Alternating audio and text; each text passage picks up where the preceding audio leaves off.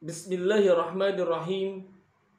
Assalamualaikum warahmatullahi wabarakatuh.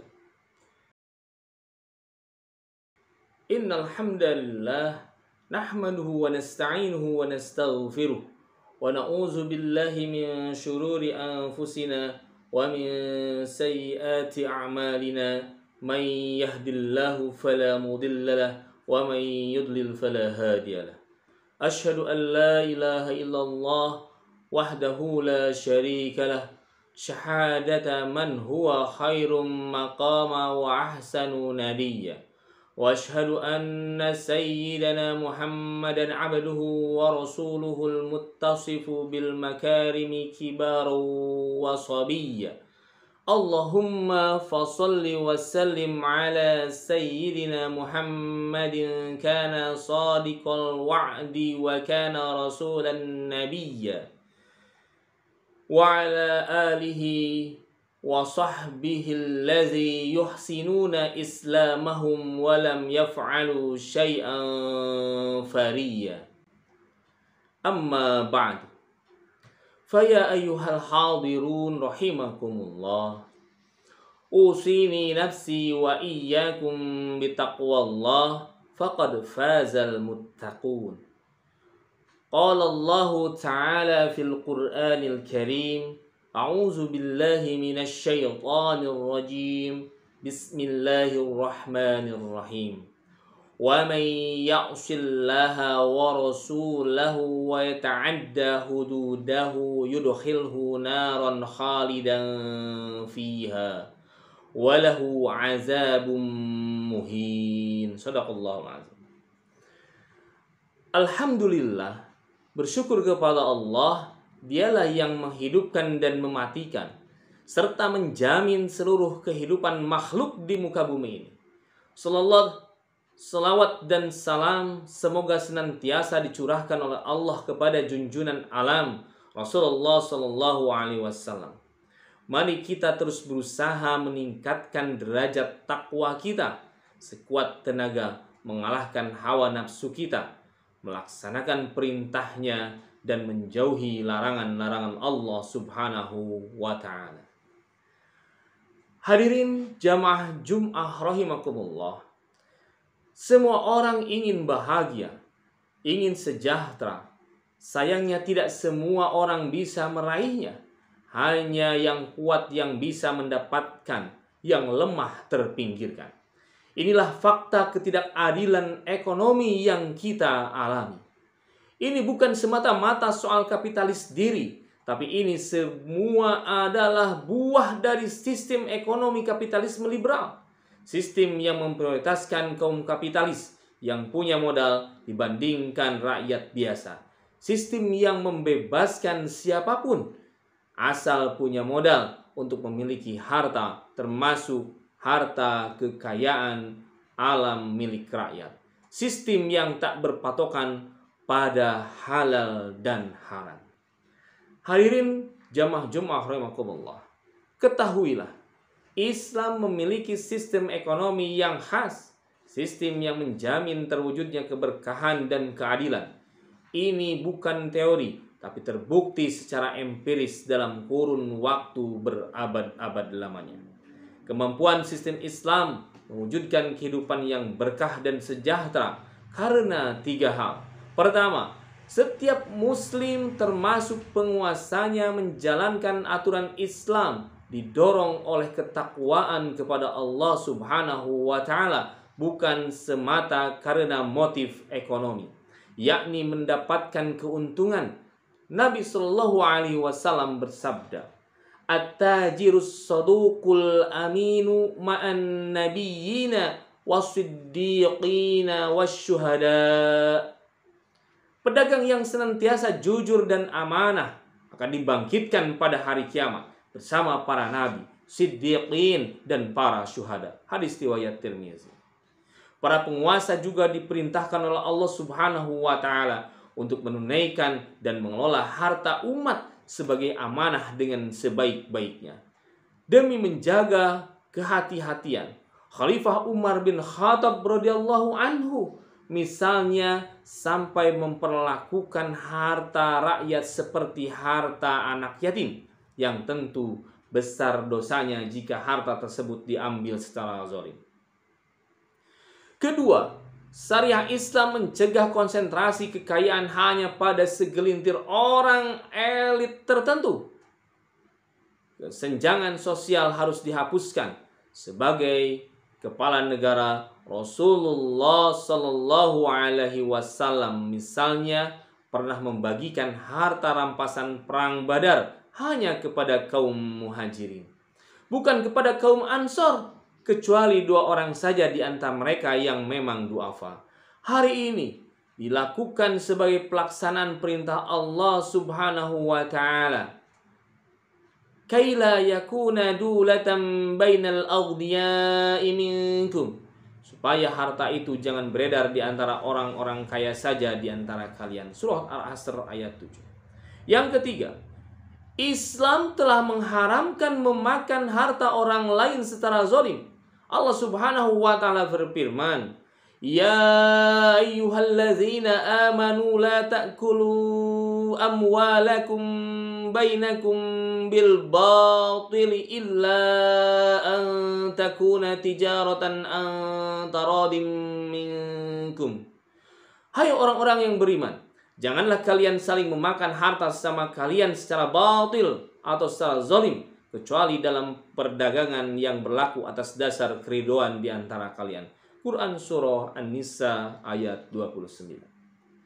Maka setiap pengambilan harta dengan cara paksaan atau ghasab dan menyalahi hukum Islam adalah perbuatan zalim walaupun sedikit. Jika diambil secara zalim, maka Allah Subhanahu wa taala mengharamkan pelakunya masuk surga. Nabi sallallahu alaihi wasallam bersabda, "Man iqtata'a haqqa mari muslimin bi yaminih faqad aujaballahu lahun nar wa harrama 'alaihi al-jannah." Faqala lahu rajul, "Wa in kana say'an yasiran ya Rasulullah?" "Ya Rasulullah." Qala, "Wa in qadiya min araki." Siapa saja yang mengambil harta saudaranya dengan sumpah secara tidak benar, maka Allah mewajibkan dia masuk neraka dan mengharamkan dia masuk surga. Lalu ada seorang yang bertanya, "Wahai Rasulullah, meskipun hanya sedikit?" Beliau menjawab, "Meskipun hanya sebatang kayu ara atau kayu untuk siwak." Hadis riwayat Ahmad. Hadirin jamaah Jum'ah rahimakumullah, ketahuilah larangan gosok ini berlaku umum, termasuk oleh penguasa. Dalam syariah Islam, negara diharamkan memungut harta seperti berbagai pajak saat ini tanpa keridhaan rakyat dan bertentangan dengan syariah Islam. Harta rakyat terlindungi oleh hukum-hukum Allah Subhanahu wa taala. Negara hanya berhak memungut zakat dari kaum muslimin, jizyah dari warga non-muslimin, dan kharaj bagi warga muslim ataupun ahlu zimmah yang tinggal di tanah kharajiyah saja. Dalam Islam, pungutan pajak doribah hanya dipungut ketika kas negara dalam keadaan krisis.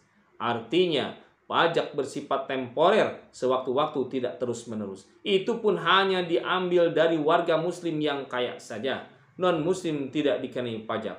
Saat ini berbeda dengan pajak dalam sistem kapitalisme yang dipungut secara zalim dari semua warga negara. Miskin dan kaya bahkan dipungut dari beragam barang dan jasa dan bersifat terus-menerus. Hadirin jamaah Jum'ah rahimakumullah, masih kurangkah bukti bahwa sistem kapitalisme ini rusak dan menyengsarakan? BBM, LPG, dan minyak goreng mahal. Negara Indonesia yang memiliki sumber daya alam melimpah tapi malah kaya hutang. Hingga akhirnya negara melepaskan tanggung jawab atas rakyat, biaya kesehatan dan pendidikan mahal kita pasti menjaminkan diri. Kita mesti menjaminnya sendiri. Bayar BPJS misalnya. Padahal itu dalam pandangan Islam 100% tanggungan jawab negara. Inilah kerusakan ideologi kapitalisme. Dampak semuanya rusak. Yang dampaknya semua rusak. Allah Subhanahu wa taala menggambarkan kerusakan itu di dalam firman-Nya, "Zaharal fasadu fil barri wal bahri bima kasabat aydin nasi liyuziqahum ba'dal ladzi 'amilu la'allahum yarji'un." Telah tampak kerusakan di darat dan di laut karena perbuatan tangan manusia, supaya Allah menimpakan kepada mereka sebagian dari akibat perbuatan mereka, agar mereka kembali ke jalan yang benar. Quran Surat Ar-Rum ayat 41. Oleh karena itu, mempertahankan ideologi kapitalisme sama saja mempertahankan kerusakan. Maka tak ada jalan lain bagi kita, orang yang beriman, atau kembali kepada Islam, untuk kembali kepada Islam. Menerapkan syariat Islam secara kafah dalam seluruh aspek kehidupan. Hanya dengan itu kita akan meraih kebahagiaan, kesejahteraan. Lebih dari itu, penerapan syariat Islam adalah bukti ketaatan seorang hamba kepada Allah Subhanahu wa taala dan Rasul-Nya. Barakallahu li wa lakum fil Qur'anil azim wa nafa'ani wa iyyakum bima fi minal ayati wa zikril hakim wa taqabbalallahu minna wa minkum tilawatahu wa innahu huwas samiul alim wa aqulu qawli hadza fastaghfirullahal azim ya innahu huwal ghafurur rahim. Alhamdulillah ala ihsanihi wa syukru lahu ala taufiqihi wa imtinanihi wa ashhadu an la ilaha illallah wahdahu la syarika lah wa ashhadu anna sayyidina Muhammadan abduhu wa rasuluhu da'iya ila ridwani. Allahumma salli wa sallim ala sayyidina Muhammadin wa ala alihi wa sahbihi wa sallim tasliman katsira. Amma ba'd. Faya ayuhan nas ittaqullaha fima amara wa tahu amma naha wa'lamu annallaha amarakum bi amri bada'a fihi bi nafsihi wa sana bi malaikatihil musabbihati bi qudsihi wa qala ta'ala innallaha wa malaikatahu yusalluna 'alan nabi ya ayyuhallazina amanu sallu 'alaihi wa sallimu taslima. Allahumma salli 'ala sayyidina Muhammadin sallallahu 'alaihi wa sallim wa 'ala ali sayyidina Muhammadin wa 'ala anbiya'ika wa rusulika wa malaikatil muqarrabin. Wardallahumma 'anil khulafa'ir rasyidin Abi Bakr wa Umar wa Utsman wa Ali wa an baqiyatis sahabati wat tabi'in wat tabi'it tabi'in lahum bi ihsani ila yaumiddin warḍa 'anna ma'hum bi rahmatika ya arhamar rahimin.